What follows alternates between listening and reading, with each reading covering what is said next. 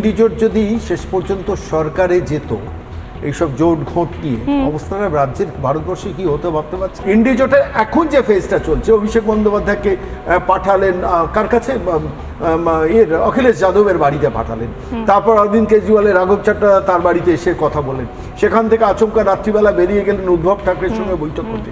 অর্থাৎ ইন্ডিজোটের মধ্যে আরেকটা ঘরের মধ্যে আরেকটা ক্ষোভ, আরেকটা ঘর।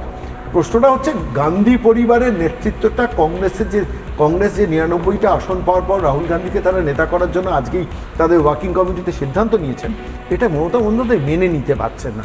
মমতা বন্দ্যোপাধ্যায় তো কংগ্রেসকে ভেঙেই তৈরি করেছেন, তাঁর ইচ্ছে ছিল যে এই ইন্ডিজোটের নেতৃত্বটা দেবো। সেই নেতৃত্বে কংগ্রেস দেখা গেল ৯৯টা আসন পেয়ে গেল, সেখানে মমতা বন্দ্যোপাধ্যায় ২৯-এ ঠেকে গেলেন। প্রশ্নটা হচ্ছে সেইখান থেকে দাঁড়িয়ে কংগ্রেসের সঙ্গে তার এখন লড়াইটা, এখন যতটা নরেন্দ্র মোদীর সঙ্গে তিনি লড়াই লড়বেন, তার থেকে অনেক বেশি লড়াই লড়বেন কিন্তু কংগ্রেসের ভেতরে।